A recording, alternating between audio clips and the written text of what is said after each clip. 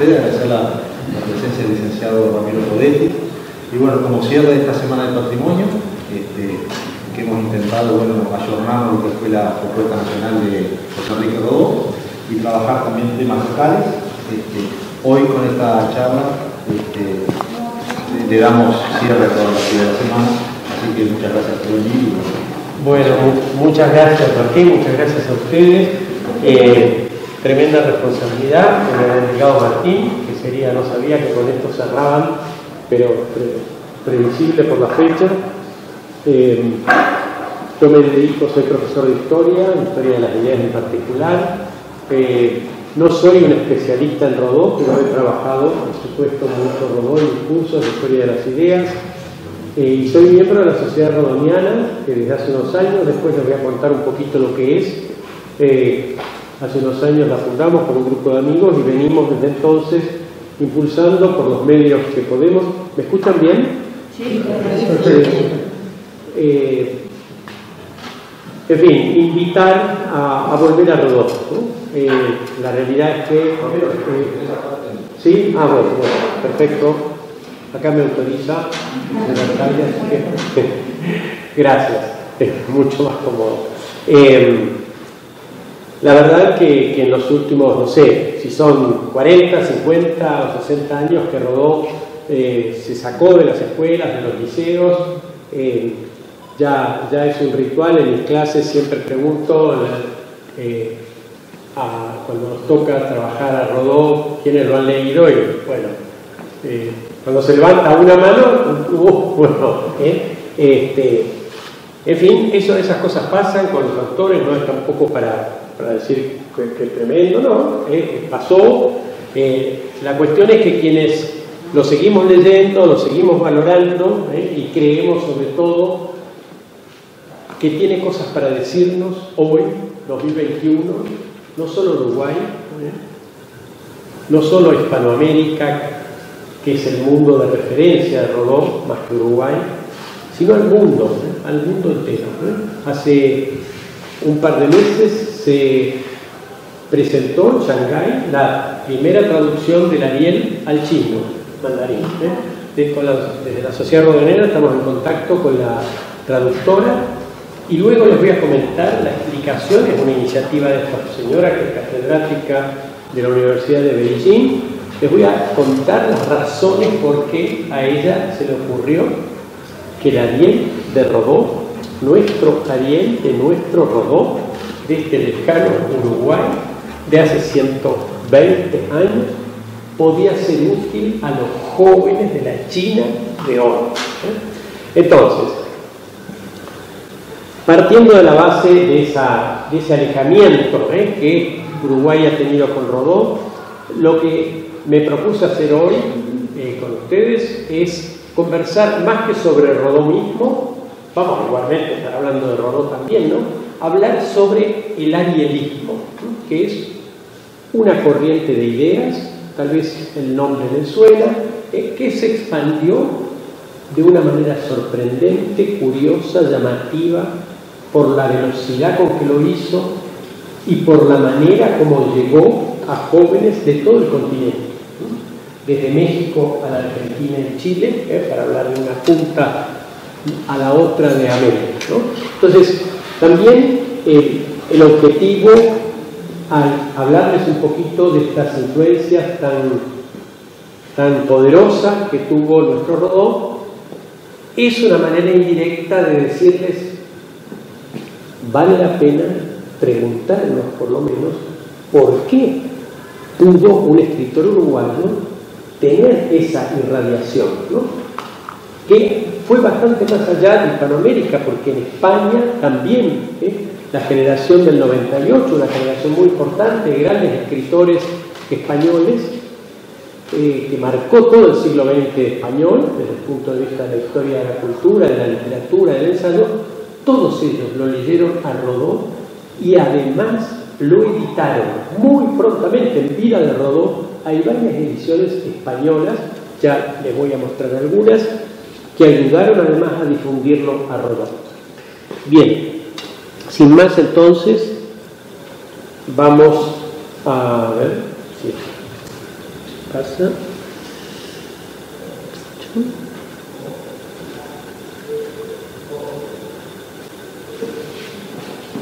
Bueno, esto es como ley de Murphy.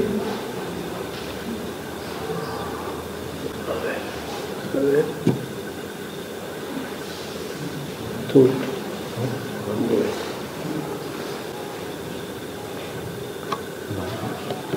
¿Sabes qué? Pareciera como que se plantó, puede ser. A ver, esperemos.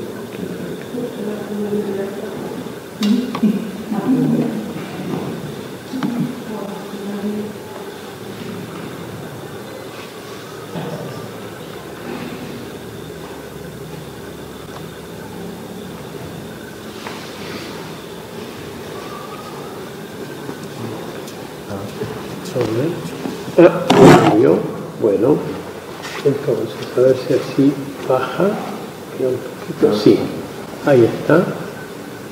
Perfecto, seguimos entonces.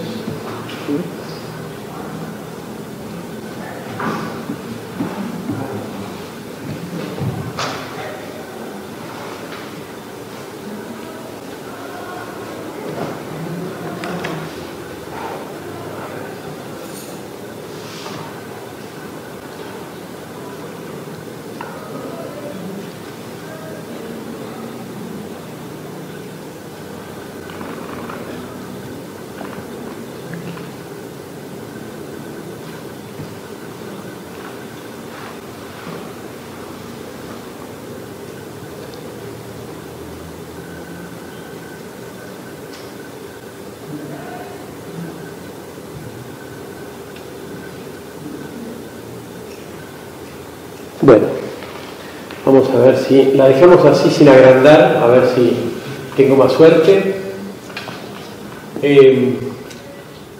Recuerdos brevemente que es el Ariel, un ensayo muy breve, de 80 páginas, se lee en 2 tardes.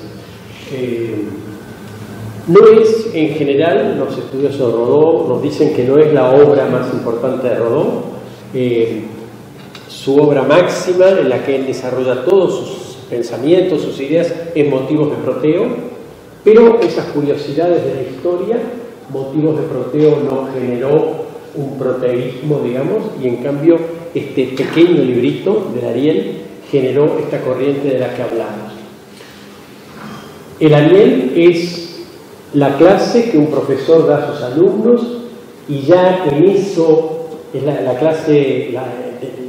la última clase de un curso, reúne a sus alumnos para hacer el cierre y despedirse. Se supone que son chicos que ya se están terminando, ¿no?, el liceo, van a salir a la vida, a lo que fuere, a su continuar los estudios o al trabajo, a lo que fuere, y por lo tanto este profesor aprovecha esa clase como para transmitirles un mensaje acerca del futuro, de su futuro, del futuro del país, del futuro del mundo, etc., ¿no?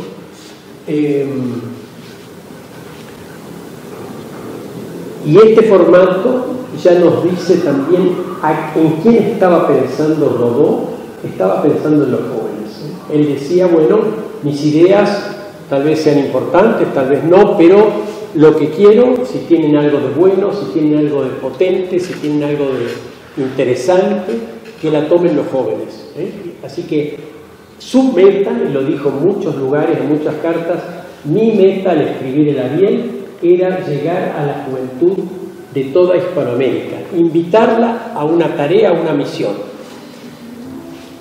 2 cosas voy a marcar nada más. Una que está en este hermoso cartel, que dice: la civilización de un pueblo adquiere su carácter no de las manifestaciones de su prosperidad o de su grandeza material, sino de las maneras de pensar y de sentir que dentro de ellas sean posibles.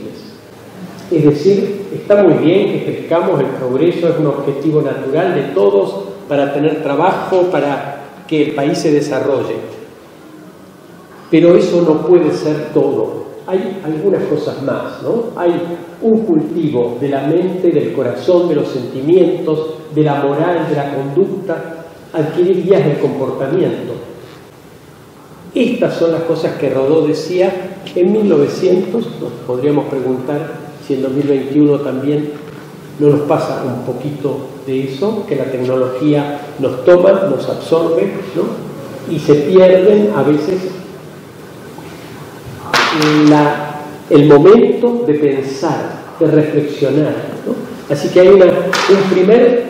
una primera invitación de Rodó a los jóvenes que acaban de terminar su educación, van al mundo, van al trabajo, van a formar una familia, lo que fuere. Bueno, mi mensaje es: tengan una misión en la vida, tengan un ideal, ¿no? Así hay una convocatoria espiritual muy, muy importante. Y lo otro es esto que está aquí. Rodó era un gran crítico del aislamiento, podríamos hablar si un siglo después eso ha cambiado o no, que había entre los países hispanoamericanos. Uruguay por entonces apenas tenía vínculos con Argentina o con Brasil, por países limítrofes, se desconocía por completo el resto de Hispanoamérica. Hoy mismo tal vez no sé cuánto sabemos de la historia del Brasil o de la historia de México, del Perú. Hay un desconocimiento, dice ahí, de América por América misma, y él hacía una invitación a que hubiera una nueva generación que fuera capaz de superar ese aislamiento. Por eso se lo llama a Rodó el padre del latinoamericanismo, es decir, como corriente, no solo en términos de ideas, también en términos de la cultura, del pensamiento, de la economía, de la sociedad, de la política, a que los hispanoamericanos hiciéramos algo parecido a lo que 50 años después harían los europeos, la capacidad de dejar de pelearse o de competir y ser capaces de cooperar y marchar juntos en el mundo, ¿no? Esos serían los dos mensajes centrales del Ariel. Una de las razones que movilizó a tantos jóvenes y a tantas personas en toda Hispanoamérica es que era alguien que invitaba a dejarse llevar por el ideal, no solo por los fines inmediatos, vivir con ideales, vivir con una razón, vivir con un sentido, ¿no? Y fíjense esta descripción que hace la revista Ariel, que es una revista que se funda en 1920, ya había muerto Rodó, pero algunos de sus discípulos, entre ellos uno que va a ser luego muy conocido, Carlos Quijano, fundador más tarde del semanario Marcha. Fíjense cómo se autodefinen ellos en su revista, son todos ideales rodonianos. Podríamos decir que acá está claramente el espíritu de Rodó, aunque ya Rodó no estuviera, ¿no? Ariel, como revista, va a ser una tribuna abierta al ensueño y al ideal, al ensueño y al ideal, una invitación a tener esto, energía optimista, inquietud de justicia, propósito de verdad, realizar una obra de renovación, palabra de fe en tiempos de esperanza. 1920, uno puede imaginarse el mundo todavía sorprendido del horror de la Primera Guerra Mundial, hacía apenas 2 años, todavía sus secuelas se veían por todas partes, y acá una generación uruguaya decía, bueno, invitaba a ser capaces, a pesar de ese horizonte tan oscuro, tan dramático, la Europa que había sido guía en tantos sentidos de varias generaciones de uruguayos y de panamericanos, había entrado en una crisis sombría, terrible.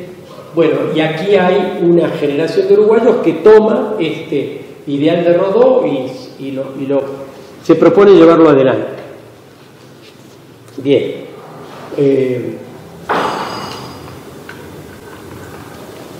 Vamos a adelantar otro más. Y entonces aquí quiero trazarles vamos a dejar esto. De todos modos, se los voy a ir contando, pero me interesa detenerme un poquito acá.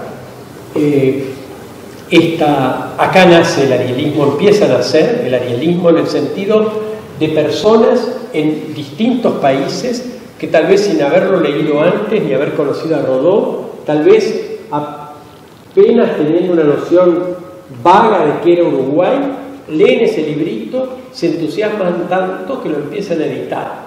Y todas las primeras ediciones se hacen al mismo tiempo que le escriben a Rodó pidiéndole autorización. En 1900 una carta de México a Montevideo, imagínense, podía tardar 15 días, 20 días, iba rápido, ¿no?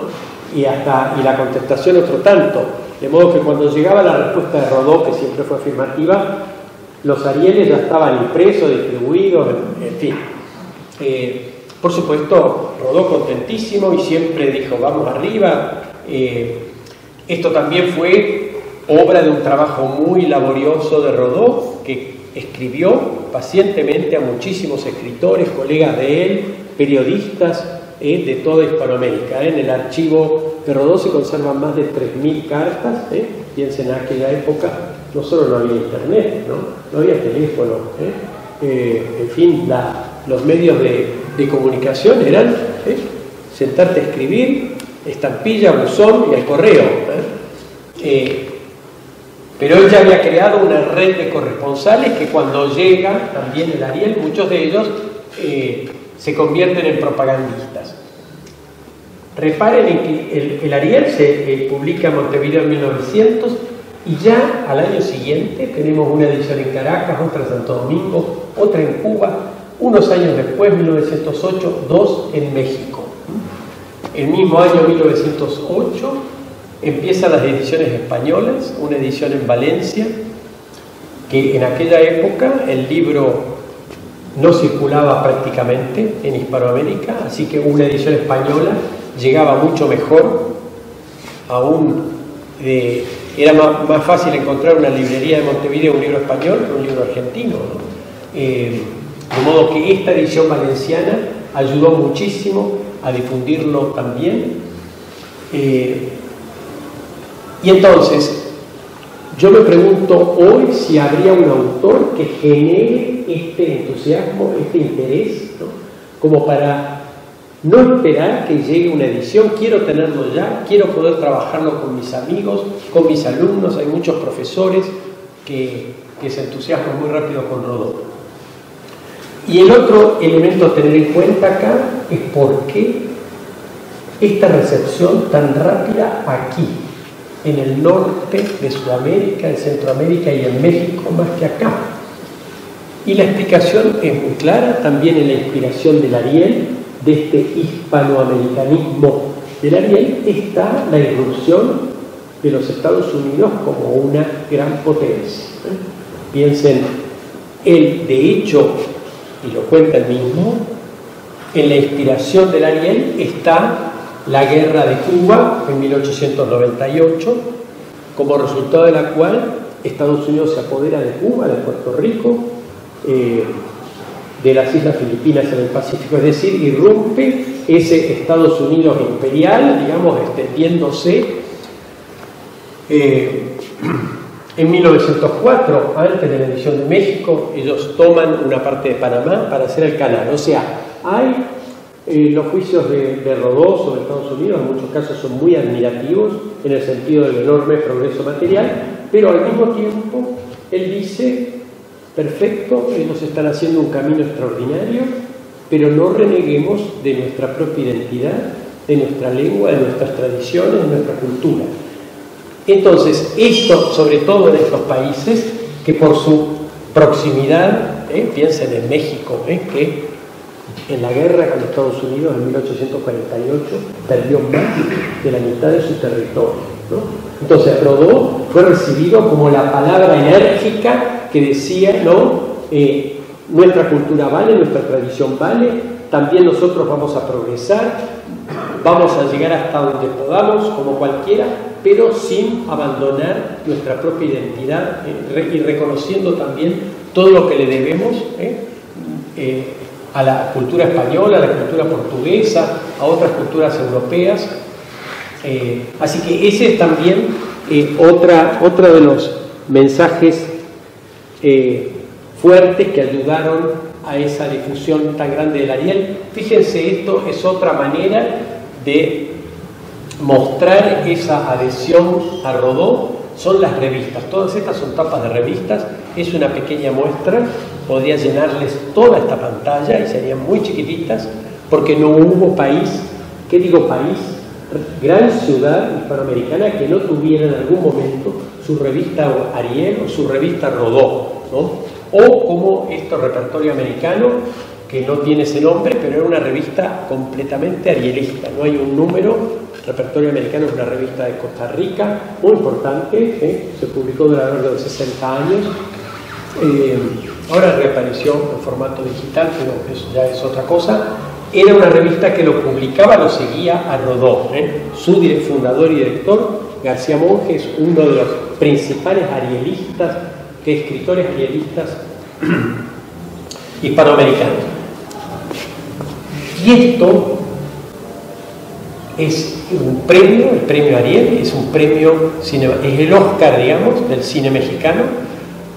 Saben que la cinematografía mexicana es, junto con la española, la más importante de habla hispana, tiene una fuerte tradición de producción, de distribución, y ellos eligieron en 1946 instituir un premio para estimular a la industria.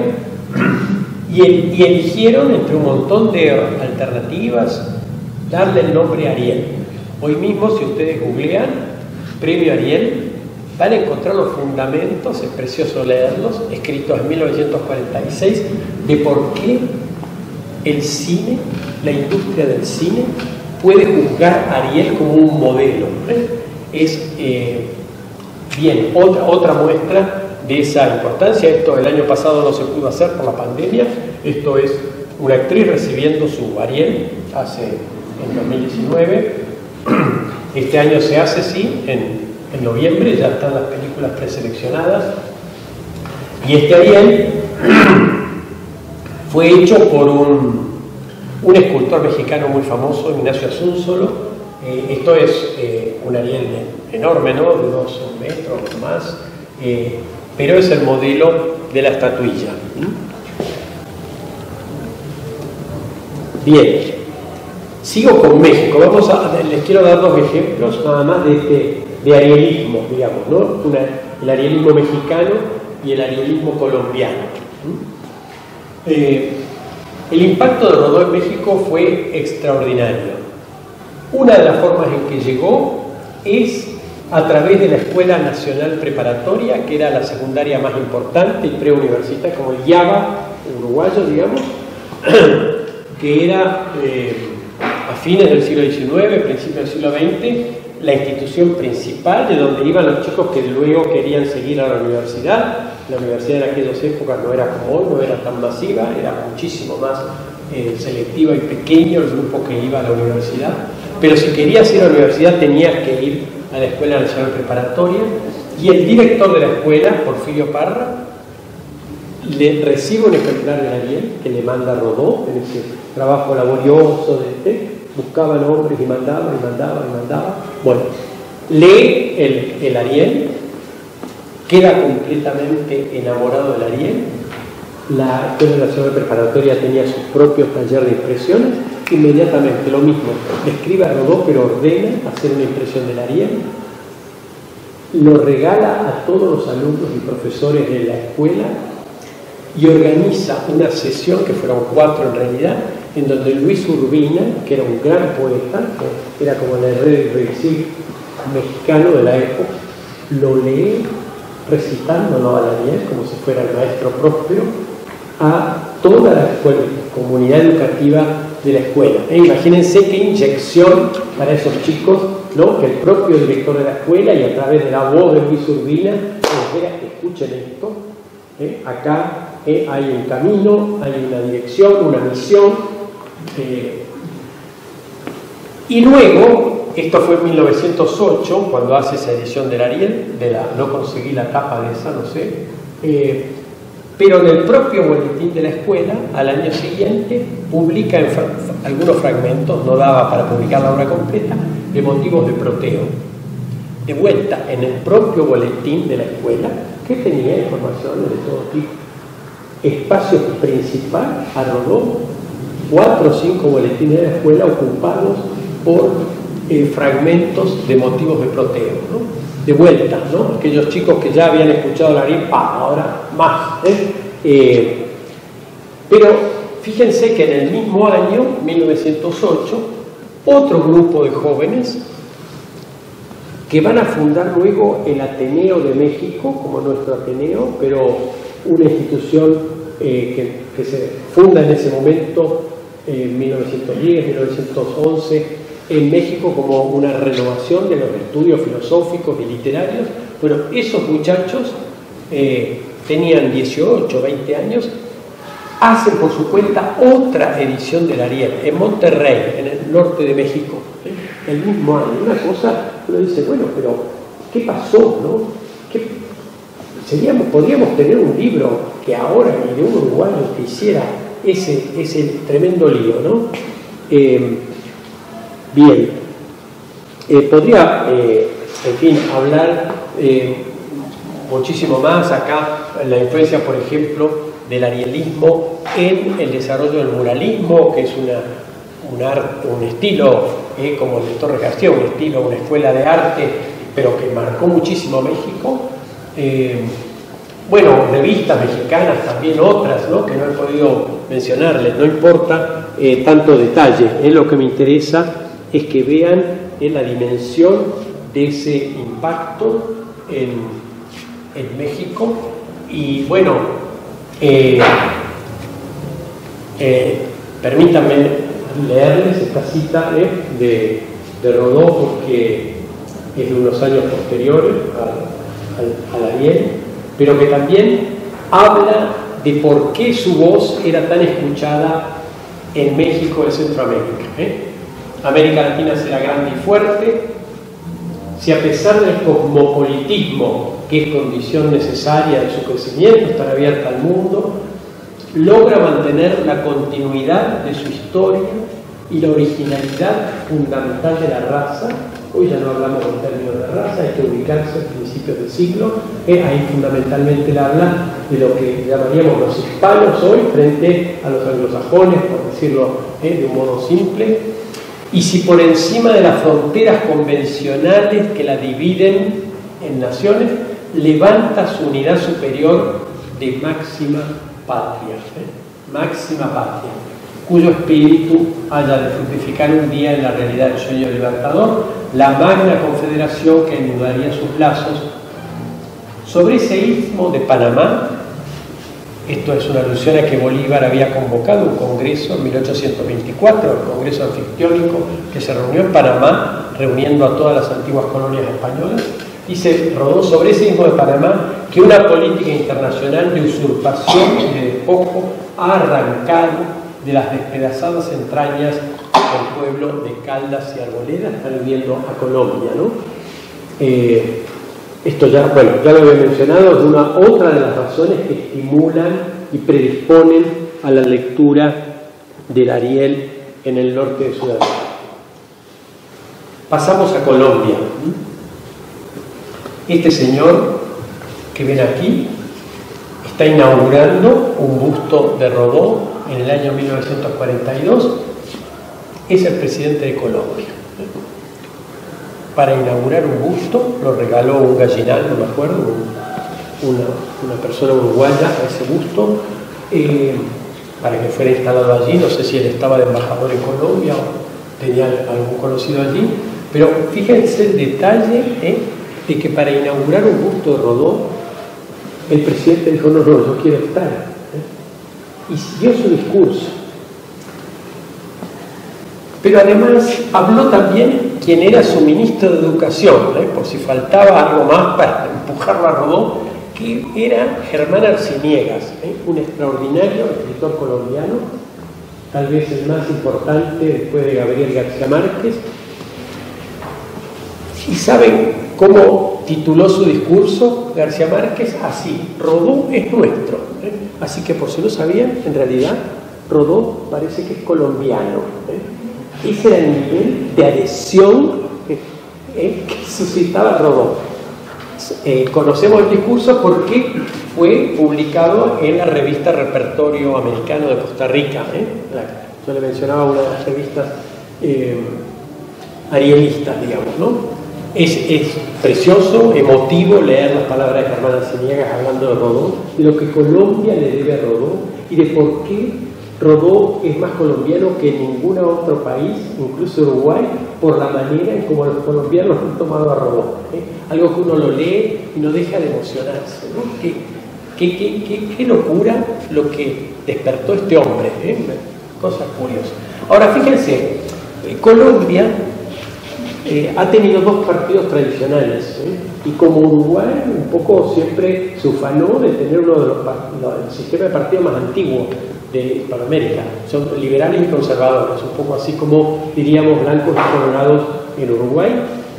Y Eduardo Santos, el presidente que inaugura Augusto Rodó, era liberal, un hombre del Partido Liberal. Y fíjense, acá yo estoy citando un fragmento de una carta muy linda que le escribe otro presidente de Colombia. Estando en ejercicio es lindo ver esa carta porque tiene el membrete de presidente dirigida a Rodó, que es lo que se tomó su tiempo, una carta manuscrita. Yo he extraído solo este párrafo. Le dice Restrepo a Rodó: entre el hervir de la democracia colombiana, Colombia en ese momento, 1914, había salido hacía muy poco de una guerra civil, parecida a nuestra guerra del 97 y el 4, se llama la guerra de los 1000 días, bastante más larga, aunque si uno toma el 97 al 4 no sería tanto, pero también dice entonces, entre el hervir de la democracia colombiana, la preparación de un mensaje final para el Congreso que está escribiendo y la celebración de un tratado con los Estados Unidos. Es un tratado tremendo ese, porque es cuando Colombia finalmente acepta la entrega a Panamá, digamos, finalmente convalida la apropiación de Panamá por Estados Unidos, ¿no?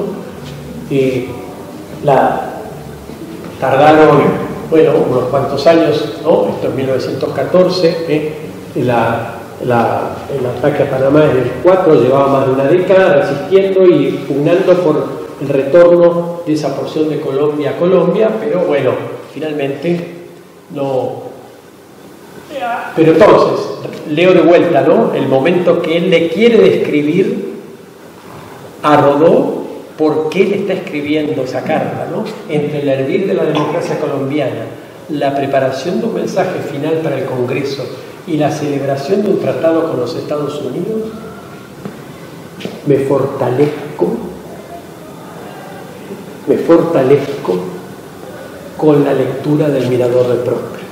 Es un presidente de Colombia que le escribe, le confiesa a Rodó esto, que Rodó, la voz de Rodó lo fortalece para un momento difícil. Pero además, Restrepo era del Partido Conservador, el partido adversario, rival, a veces con las armas, del Partido Liberal. Fíjense esta sorprendente capacidad de Rodó de ser leído, admirado, tomado tanto por liberales como por conservadores, ¿no? Nos habla de una mente que sobrevuela más allá de los partidos, más allá de las ideologías, que habla a las personas y les dice con la mano en el corazón lo que siente, que pasa y que debe hacerse. Hay muchísimos, tanto en México como en Colombia, muchos autores, los podría aburrir, Bueno, hay el arielismo peruano también, hay otro libro sobre el arielismo ecuatoriano, otro libro sobre el arielismo dominicano. En mis sueños, si algún día puedo dedicarme, es escribir un libro que dé una visión de conjunto de todos estos autores y de este fenómeno, desde México hasta Chile y Argentina, por supuesto incluido Uruguay. Ya termino con algunos comentarios recientes, de autores recientes, que hacen valoraciones sobre lo que fue el arielismo. A mí no me sorprenden, porque bueno, me dedico un poco a esto y lo leo con frecuencia, pero me admira que el arielismo sea reconocido en toda América Latina, menos acá. Yo digo siempre, el arielismo es como el hijo no reconocido de Uruguay, porque es un hijo uruguayo, es un hijo de la mente de Rodó, pero acá lo negamos, ¿no? Este señor es Enrique Krause, acá tienen algunos de sus libros, es un ensayista, historiador mexicano muy, muy importante, con muchísima obra publicada, un hombre de referencia, tiene mi edad, o sea, ya una autoridad conocida, y es un hombre profundamente liberal, del liberalismo clásico, no sé si también neoliberal, pero es de ese palo. Y fíjense la valoración que nos da: sin el arielismo, dice Enrique Krause, no se entiende la historia intelectual de América Latina en el siglo XX. Porque yo lo que he hecho es apenas una esquinita y unos ejemplos. El arielismo ocupa casi 20 años de trayectoria en la historia intelectual de toda América Latina, Brasil también. Entonces, de allí que no se podría escribir una buena historia intelectual, de historia de las ideas, historia de literatura también, no se podría escribir sin darle su espacio al arielismo. Y me interesa también destacar esto: el arielismo fue la primera ideología moderna generada en nuestros países, acá, porque nosotros hemos sido escolásticos, románticos, positivistas, liberales, socialistas, marxistas. Todas, no abro juicio sobre ninguno de estos sistemas de ideas, pero ninguno originario de acá. No hay un arielismo en Francia o en Europa.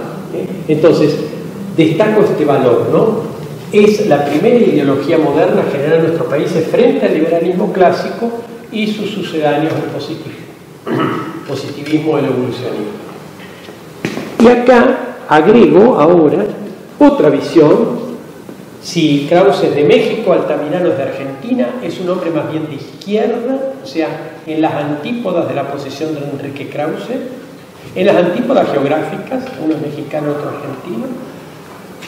Tiene esta obra, Historia de los Intelectuales de América Latina, es una obra que él coordinó con una cantidad de autores, no solo argentinos, es una obra de referencia en la historia intelectual latinoamericana. Dice Altamirano: resultaría difícil hallar nombres que tuvieran para todo el subcontinente, América Latina, ¿no?, el valor de simbolizadores privilegiados. Le está hablando de todo el siglo XX. Pero hay una excepción. ¿Acaso únicamente el de José Enrique Rodó y sobre todo el de su ensayo Ariel haya logrado como cifra, como clave, como referencia principal de un periodo del ambiente cultural latinoamericano, ¿no? Él dice los primeros 2 o 3 lustros, mi opinión, y en general la historiografía le concede bastante más a la influencia de Ariel. De hecho, bueno, yo mencionaba recién la traducción de Ariel al chino, pero yo he elaborado para la Sociedad Rodoniana una bibliografía, una lista de publicaciones, libros, capítulos de libros y artículos, solo desde 2020, desde 2000 a 2020, 2021, y llego, todavía no la he cerrado, 370 registros, en varias lenguas, en universidades, investigadores de Europa, América y Asia. Ya hay gente trabajando alrededor de Japón y Corea, ahora se suma China, por lo que les acabo de contar, ¿no? O sea, que está abierto. Este ciclo de Rodó, esta recepción de Rodó, no es que estamos recordando algo del pasado que sucedió a principios del siglo XX, sino que sigue estimulando lecturas y motivando a investigadores. Termino con estas expresiones. Romeo Pérez Antón es el presidente de la Sociedad Rodoniana, con él y un pequeño grupo de amigos, los que hemos creado la Sociedad Rodoniana en el año 2009. Hicimos un congreso internacional cuando el centenario de Rodó en 2017, que trajimos a 22 investigadores de Rodó de Italia, Alemania, Francia, España, Inglaterra, Estados Unidos, México, Colombia, Brasil, Chile y por supuesto de Uruguay, ¿no? Bien, yo coincido 100% con esta impresión, ¿no? No es muy frecuente esta mirada desde profesores, docentes, investigadores uruguayos, pero nosotros seguimos remando. Rodó es la mayor proyección del Uruguay en los grandes espacios culturales y políticos del mundo. Es la vigencia más gravitante. O sea, que ha pesado más, que ha impactado más, y lo hemos visto en esos ejemplos, ¿no? Más duradera y más aceptada de las que han surgido en estas tierras. Pero es no solo aquello por lo que mayormente Rodó es no solo aquello por lo que mayormente se nos conoce, se nos respeta, sino aquello a través de lo cual hemos codeterminado, es decir, nos podemos sentir a través de Rodó parte del proceso histórico de muchos países.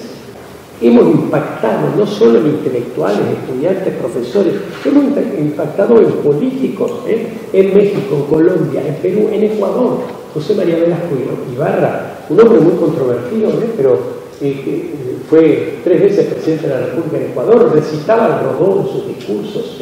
Ha sido, de algún modo, como lo veíamos recién en el caso de esa carta de Restrepo, Rodó ha modelado la mente de un buen sector del espacio intelectual y político de países latinoamericanos. Y finalmente esto que yo recién aludía, esta principal vigencia del país está hasta el día de hoy deficientemente asumida por nosotros mismos. Esto yo hago con el chiste del arielismo, el hijo no reconocido. Pocas veces se dice entre nosotros todo lo que Rodó significó. Yo haría una excepción por este año, la decisión de dedicar el Día del Patrimonio. Bueno, he estado mirando todo el trabajo que ustedes han hecho y me emociona. Ayer estuve en Las Carros también, y bueno, colegas de la sociedad, hemos estado en muchos otros lugares que nos han pedido hablar o unas reflexiones sobre Rodó. Y entonces esto, ¿no? Pocas veces se dice entre nosotros todo lo que Rodó significó, y sí, a menudo lo oímos de quienes nos visitan y nos hacemos como los distraídos. Yo he dicho ya 2 o 3 veces delante del Ministro de Educación, con motivo del Día del Patrimonio, estuvimos compartiendo algunas actividades, tiro lo del hijo no reconocido, la necesidad de hacer un libro, etc. Y bueno, armó una mesa de debate a la que tuvo la gentileza de invitarme, donde hablamos sobre el arielismo. Yo fui Biblioteca Nacional, se lo vio, y yo al principio dije la alegría que me daba que hubiera un panel, una mesa dedicada al arielismo en Uruguay. Era para aplaudir. Yo no sé si no es la primera vez, tal vez hubo otras que yo no las conocí, pero quiero decir, repito, me parece que tal vez con este Día del Patrimonio y con toda esta actividad tan importante que se ha hecho, estamos empezando a cambiar esto. Bueno, aquí termino. Solo quiero decirles que soy un convencido de que Rodó tiene mucho para decirnos, que vale la pena animarse y volver a leerlo.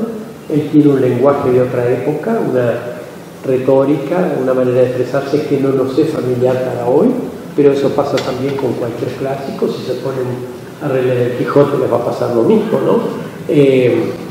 Pero más allá de su estilo, hay un mensaje esperanzador, hay consejos, recomendaciones para la vida, por ejemplo, el Motivos de Proteo, que son maravillosos, todo contado además con parábolas, algunas tal vez les llegaron a ustedes en su momento, cuando se lo leía más. Así que nada, con esta presentación de cómo en lugares tan distantes, podría hablarles mucho más todavía de España, de Inglaterra, donde también sorprendentemente fue muy leído Rodó en la primera mitad del siglo XX, porque se lo tradujo muy rápido en inglés. Y cierro con la anécdota de que se llama Yu Xiyang, es la catedrática de la Universidad de Beijing, profesora de español y de portugués, que ha traducido el Ariel al chino en un reportaje que le hicieron acá hace un par de años, desde acá, creo que el programa No Toca en Nada, no sé cómo la lograron contactar, ella habla en español naturalmente, es traductora del Ariel, y en un momento le preguntan, ¿y de dónde surgió esto? Y ella dice, no tenía la menor idea ni de Rodó ni de Uruguay, les voy a hablar con toda franqueza, como profesora de lengua y literatura, mi novio, que es actor, representó hace unos años al personaje Ariel de la obra La Tempestad de Shakespeare, que es de donde Rodó tomó sus personajes. Me interesó a partir de que mi novio dice estaba trabajando ese personaje, que era el Ariel, y ahí topé con que había un libro de un autor, Rodó, y sabía, lo busqué, lo leí, y me enamoré, y enseguida pensé mientras lo iba leyendo, hoy la juventud china, la juventud, digamos, de la parte moderna de China, que es la parte de la costa, digamos, ¿no? La parte industrial, tecnológica, necesitan leer este libro, necesitan volver a creer en los ideales y no devorarse por el dinero, ¿no? La locura tecnológica, porque hay que ver lo que es la ciudad de Shanghái, ¿no? Yo no he oído, pero conozco relatos, tal vez ustedes lo han oído, que es una cosa, un frenesí, viven frenéticos, ¿no? Y entonces yo digo, bueno, en algún momento alguien tiene que tocar la campana acá y decir, muchachos, chicas, volvamos a Rodó, démosle de nuevo una oportunidad. Si personas de tantos países encuentran en nuestro Rodó un camino, una voz, una palabra, bueno, hagamos el intento. Muchas gracias.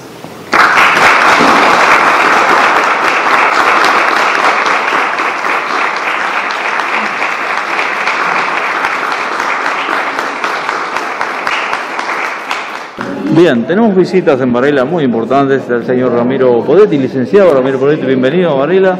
Muchísimas gracias. Y justamente poner el broche de oro a esta exposición que lleva el nombre de José Enrique Rodó. Bueno, muy contento por la invitación que recibí acá del alcalde, el mayor gusto como rodoniano que soy, tener la oportunidad de hablar, de reflexionar un poquito sobre el legado de Rodó y sobre todo sobre el valor que tiene al día de hoy. ¿Cómo fue la gira? Escuché ahí que había estado por la gira por esta parte de esto. Bueno, con motivo de que este año se dedicó el Día del Patrimonio a Rodó, yo integro junto con un grupo de amigos, profesionales, colegas docentes, la Sociedad Rodoniana, y bueno, nos llovieron invitaciones y pedidos, nos hemos repartido como pudimos. Yo estuve el domingo pasado en Maldonado, ayer en Lascano, y bueno, hoy con ustedes. El martes tengo otra actividad en Montevideo, porque sigue, a pesar de que se va cerrando, pero siguen las actividades, creo que van a seguir hasta fin de año, y de hecho las empezamos muy, muy temprano también nosotros, por el mes de marzo. Así que un poco cansado, pero contento, por esta respuesta formidable. Acá mismo lo acabamos de ver hace un rato, me conforta muchísimo, me paga sobradamente el viaje, las expresiones que recibí hace un momento, del interés por Rodó, de volver a leerlo, los recuerdos de quienes alcanzaron a leerlo en su juventud, así que creo que es promisorio esta movida rodoniana. Veíamos por ahí, como conocemos, que había muchos educadores y educadoras retirados que se le acercaron a hacerle preguntas, porque quizás alguna duda quedó y era el ideal para preguntarle, ya ahí. Exacto, sí, por ejemplo, ¿por qué se dejó de leer a Rodó en la escuela, en el liceo?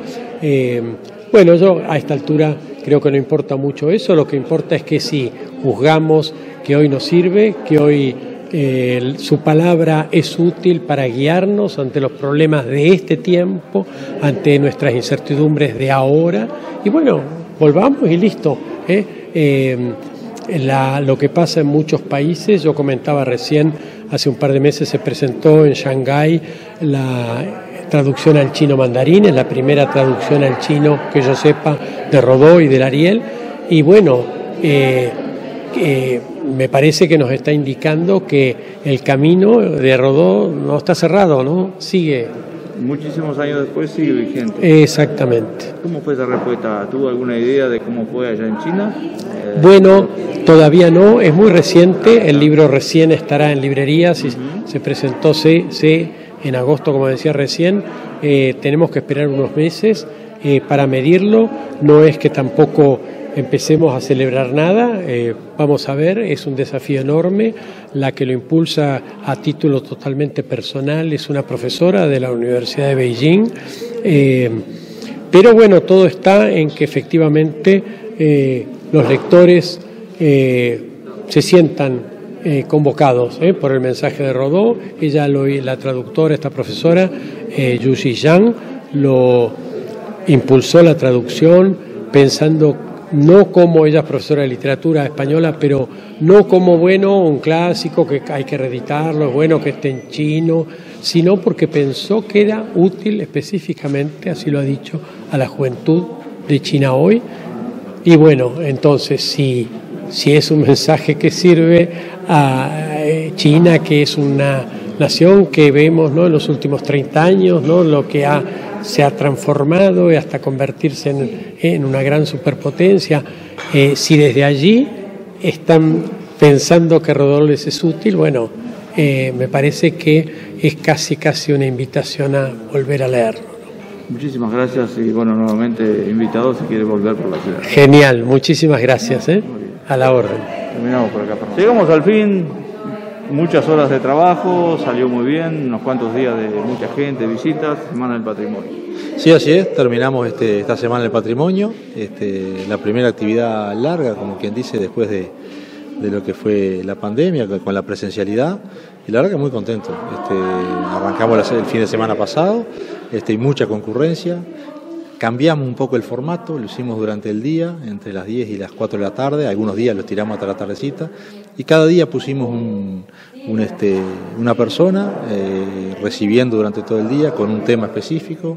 Estuvo la gente de Lana Rústica, estuvieron con Telecomunicaciones, un amigo ahí, Jorge Ibáñez, estuvieron también el director de Cultura con Blanca Bianchi, una pintora de minas, otro día, y bueno, y hoy viernes dimos cierre con la charla de Ramiro Podetti, de la Asociación Rodoñana, uno de los fundadores, que termina hablando de Rodó y Rodó en el mundo y lo que son las ideas de Rodó y cómo repercutieron, cómo formaron parte de toda la intelectualidad de América Latina. Una charla muy interesante que da cierre porque nosotros nos sumamos a lo que fue la propuesta nacional de José Enrique Rodó en este patrimonio, a su vez sumamos cosas locales y bueno, cierre que la verdad que muy contento por lo de hoy, muchísima presencia de gente, ya está empezando el hipismo y la verdad que no pensamos que iba a venir tanta gente y después lo que fue en la semana que vinieron todas las instituciones educativas, vino gente, o sea que la gente necesita estos espacios, es lo que la enseñanza que nos deja esto. Y una experiencia nueva, el intercambio con el municipio vecino, ¿qué te da idea que podés seguir con esa idea de intercambiar cosas con los municipios de Lascano? Bueno, así es, nosotros planificamos nuestra Semana del Patrimonio, Lascano planificó la suya, después nos juntamos y dijimos, bueno, y intercambiamos, hasta mitad de semana unas actividades estuvimos acá, después las llevamos, ellos nos trajeron otras y esta misma charla la trajimos en conjunto, ayer se dio en Lascano y hoy se dio acá, o sea que buscando trabajar lo regional y en conjunto, la verdad que es una experiencia muy buena, funcionó muy bien y nos permite tener más cosas para mostrar, tener más actividades. Cada ciudad tiene lo suyo y que no se repite justamente en Lascano, ¿verdad? ¿Es posible hacer eso? Claro, es posible, justamente que cada ciudad tiene su idiosincrasia, su evolución en distintas áreas y bueno, eso hace que haya distintas personas con distintos intereses y bueno, y eso fue lo que intentamos intercambiar, más allá que somos ciudades similares, ciudades hermanas, pero bueno, la verdad que es muy interesante esta experiencia que la vamos a seguir trabajando, ¿no? Hoy inclusive me llamó el la gente de cultura y de 33 que no iba a poder venir, pero también estamos trabajando con esta idea, ellos nos apoyan y bueno, y a su vez nosotros vamos a intentar formar parte de ese circuito, ¿no? 33 Lascano Varela, en lo que es cultura, en lo que es deporte, vamos a ir de a poco implementándolo en distintas áreas. Muy bien, Martín, gracias, te dejamos 3 segunditos para que te despidas de los vecinos que te acompañaron. Bueno, no, agradecer por supuesto a todos los expositores, a todos los que presenciaron la muestra, que vinieron hasta acá, a todos los centros educativos y bueno, y un agradecimiento especial a Yane Cabral, que fue la que armó todo, la que viene hace 2 meses y algo trabajando, preparando todo, con la cual la apreciamos mucho, tanto a ella como a José, y bueno, queremos darle el agradecimiento porque fue en forma totalmente honoraria y por la pasión que siente por estas cosas que nos acompañó y le queremos agradecer mucho. Muchas gracias, Martín. Muchas gracias. El alcalde se despide por este año del Día del Patrimonio.